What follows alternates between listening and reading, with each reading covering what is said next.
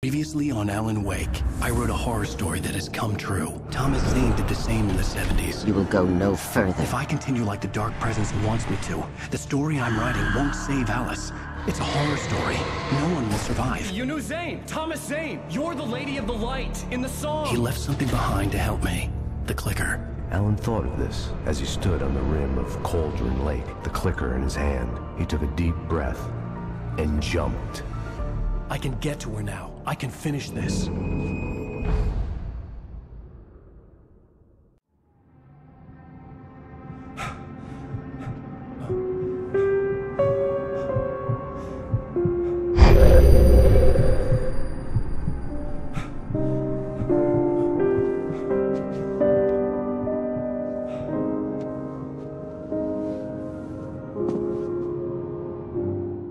I had a hangover. My head was about to explode and the light hurt my eyes. I needed my sunglasses and painkillers to dull the pain. In one of my finer moments of self-deception, I swore to quit drinking.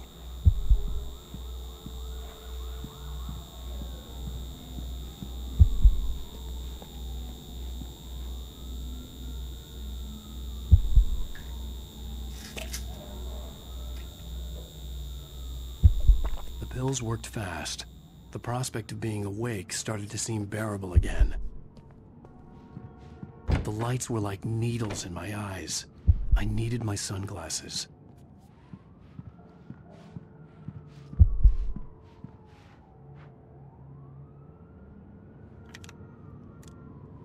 The sunglasses made the world look bearable. Now I could keep my eyes open without feeling like a vampire in the sun. There was a message waiting for me on the machine. You have one new message. Al! Are you still asleep? Wakey, wakey! You should have your show on your TiVo. If Alice wasn't too mad to record it. And she called me earlier and really chewed me out. Yeah, we went a little overboard last night. But parties are a part of this business. Al, look, I'm saying this as your friend. She's not doing your career any favors by trying to run your life like that, okay? I'll talk to you later, Al. Watch the show!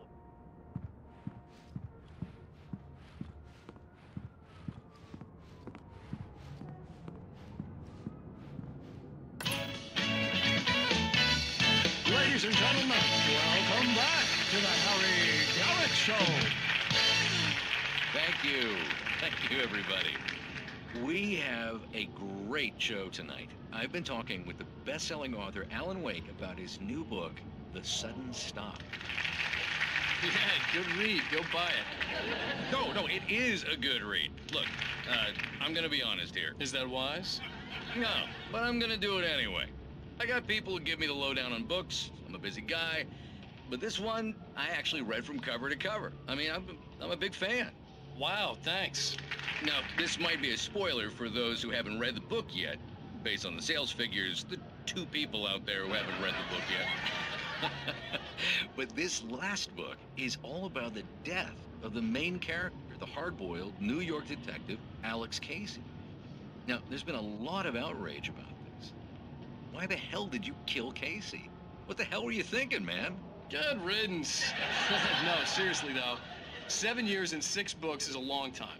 He was a gloomy guy to spend all your working hours with, and it was a good run.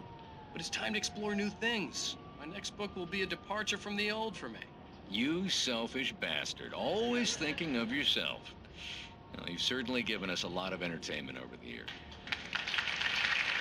And now that you mention it, Casey was a gloomy guy. Never had much luck with his love life with the ladies. Was that autobiographical in any way? Yeah, no kidding. Casey's lady friends tended to die on him. With Casey, it was all about his pain. No, nothing autobiographical about that. I'm a happily married man. My wife is my muse. Well, congratulations. That's great to hear. So, how's the publicity tour been treating you? Good, great. But I gotta say, I'm glad to be back home in New York. Well, you've certainly been on the news a lot lately. Lots of parties and, you got into a fight with some paparazzi. Oh, man. Well, that guy was really in my face. I lost my temper. I know that wasn't cool. You are famous for that temper. Well, did also write several books. Well, your latest novel is called The Sudden Stop, and it's in bookstores now. Go get it. That means the two of you out there who haven't bought it yet. Ladies and gentlemen, that's all we have for you tonight. I want to thank all our guests for the evening. Alan Wake, Sam Lake. Once more, do the face for a Sam. There we go. And our musical guests, Poets of the Fall. Thank you. And good night. At least I'd been funny. I told myself I could live with that. Hey, honey. Did you watch the show? I didn't say anything stupid if that's what you want to know. Okay, Grumpy. You want an aspirin or something? Are you going to start with me about drinking now? You know what? I should have followed her advice, but suddenly I was angry. What? Now you can't even talk to me? Well, this morning I was angry because you said you'd be home at midnight and you showed up at 7 a.m. and passed out in mid-sentence. Now I'm over it. Are you angry? This goddamn tour. It's gotten out of hand. Oh, honey. It's almost over, right? We can get back to normal. Then you can start writing again. I'm sorry, honey. Alan, you're not thinking straight. Just take a shower and go back to bed, huh? Yeah, you're right, honey. I'm sorry. Once this is over, let's go away together. A vacation. Just you and me. Some peace and quiet.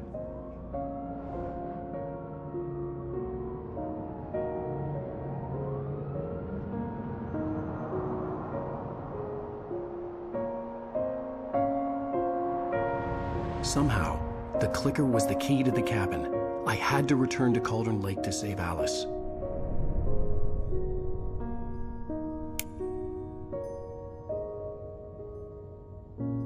I'm going back to the lake to finish this. I'm going to write an ending to the story in the manuscript on my own terms, to make it all right. Why can't you just write it here? The last page is still in the typewriter. I need to read it first. Everything needs to be just right. Zane tried to cut some corners, and it didn't end well. Okay, ready when you are. I'm sorry, Sarah, but I need to do this alone. Barry, take her gun. Miss Weaver, close the door when I leave.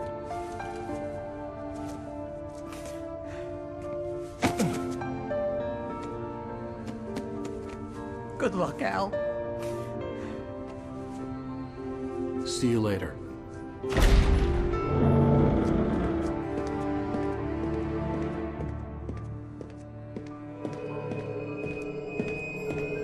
When I got out, it was warm and sunny. I'd flicked the switch of the clicker. Had it done this? I didn't stop to question it. I had to take advantage of the sunlight to get to the lake. On Zane's page, I'd stood on the rim of Cauldron Lake, about to use the clicker. That's where I was headed.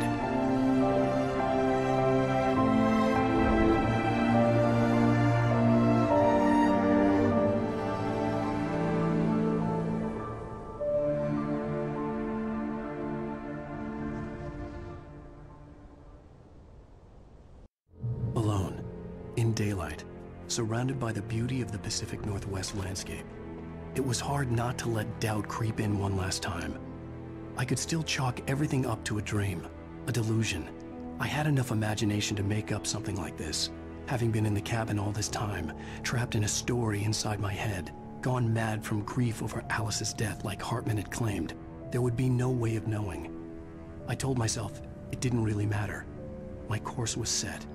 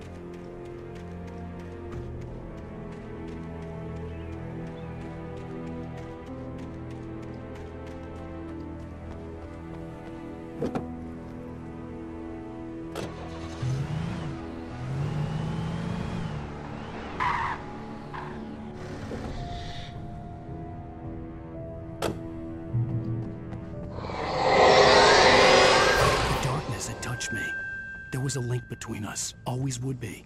I could feel its presence again, getting closer.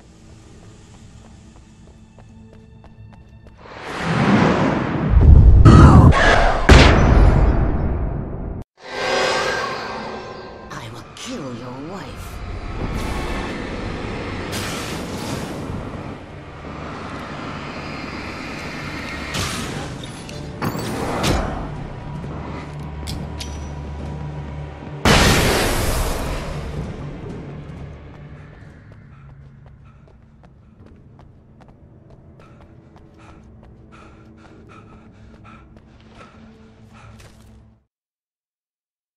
The Dark Presence was no longer trying to capture the writer so he could create the ending it wanted.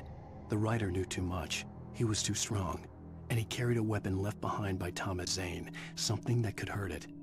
Now, the darkness was doing everything in its power to simply stop the writer from ever reaching Cauldron Lake and the dark place it came from.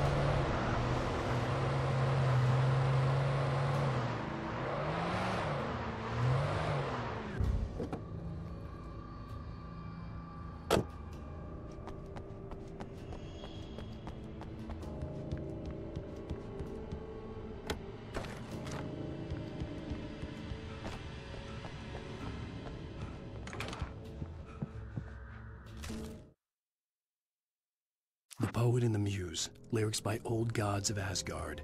The first verse.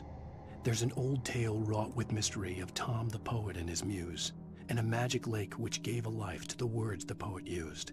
Now the muse she was his happiness, and he rhymed about her grace, and told her stories of treasures deep beneath the blackened waves, till in the stillness of one dawn, still in its misty crown, the muse she went down to the lake, and in the waves she drowned.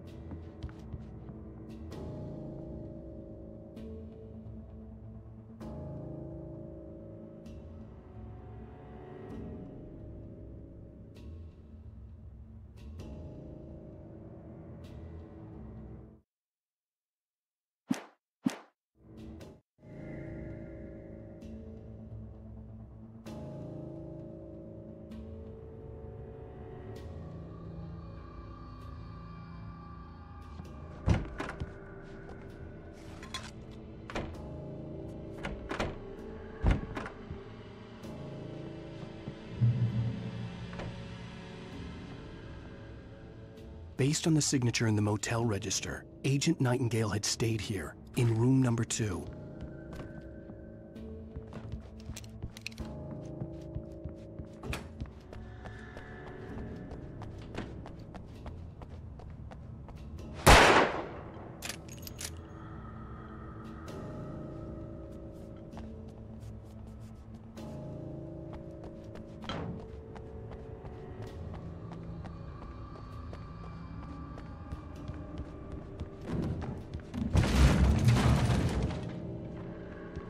This had obviously been the room where Agent Nightingale had stayed when he hadn't been busy harassing me.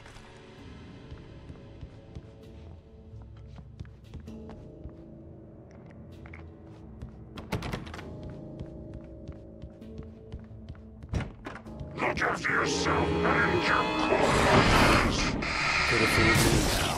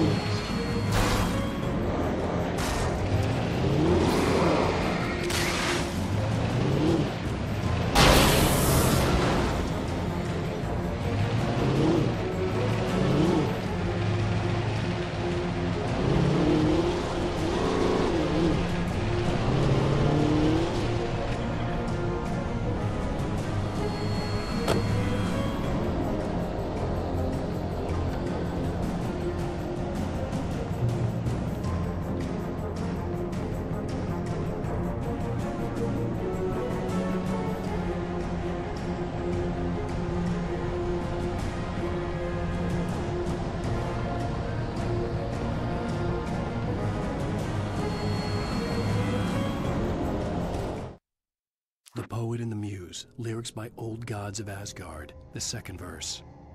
The poet came down to the lake to call out to his deer. When there was no answer, he was overcome with fear. He searched in vain for his treasure lost, and too soon the night would fall. Only his own echo would wail back at his call. And when he swore to bring back his love by stories he'd create, nightmares shifted in their sleep in the darkness of the lake.